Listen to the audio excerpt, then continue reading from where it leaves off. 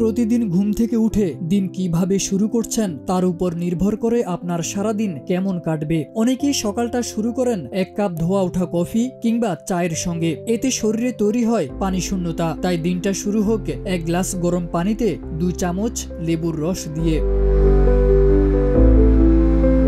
বলা হয় একদিকে কুসুম গরম পানি আমাদের হজম প্রক্রিয়া উদ্দীপিত করে, অন্যদিকে লেবুর রস পিত্তরসের উৎপাদন বাড়ায়। ফলে কুসুম গরম লেবু পানি শরীরকে খাদ্য ভাঙতে সাহায্য করে এবং হজম সহজ করে।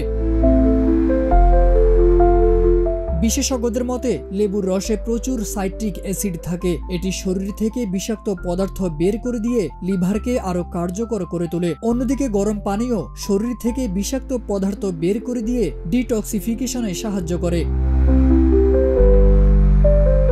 লেবু ভিটামিন সি ও অ্যান্টিঅক্সিডেন্টে পূর্ণ। এসব শরীরের কোষ ধ্বংসকারী ফ্রি রেডিকেলের বিরুদ্ধে লড়াই করে, ত্বকের দাগ দূর করে এবং ত্বককে করে স্বাস্থ্যকর, উজ্জ্বল ও দীপ্তিময়। প্রচুর পানি খেলেও শরীর থেকে বিষাক্ত পদার্থ বের হয়, ত্বকে আসে উজ্জ্বল আভা।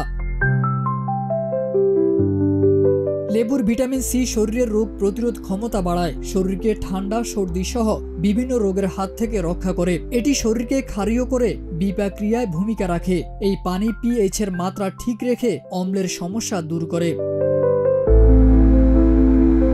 তারেক আজিজ খান, প্রজন্ম 24।